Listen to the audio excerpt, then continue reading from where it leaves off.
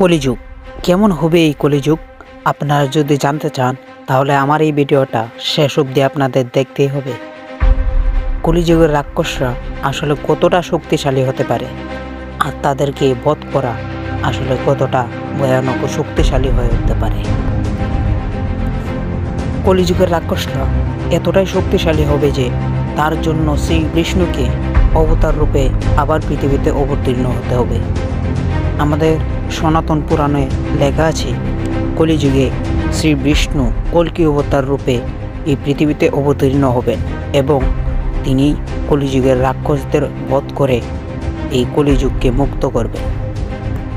আর যদি আপনি এমনটা মনে করেন যে কলিযুগে এই শ্রী বিষ্ণু অবতারই কলিযুগের সকল রাক্ষসকে বধ করতে পারেন, তাহলে আপনি ভুল ভাবছেন।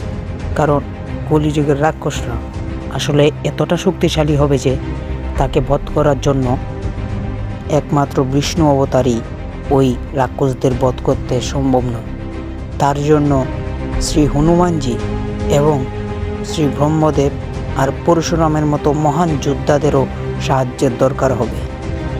কলিযুগে যখন রাক্ষসদের বধ করা শ্রী বিষ্ণু অবতারের কাছে কল্কি অবতারের কাছে অনেকটা কঠিন হয়ে যাবে, তখন শ্রী ব্রহ্মদেব শ্রী বিষ্ণু অবতার কল্কিদেবকে তার উপায় বলে দেবেন কিভাবে এই কলিযুগের রাক্ষসদের বধ করা সম্ভব এবং কিভাবে এই কলিযুগকে উদ্ধার করা সম্ভব।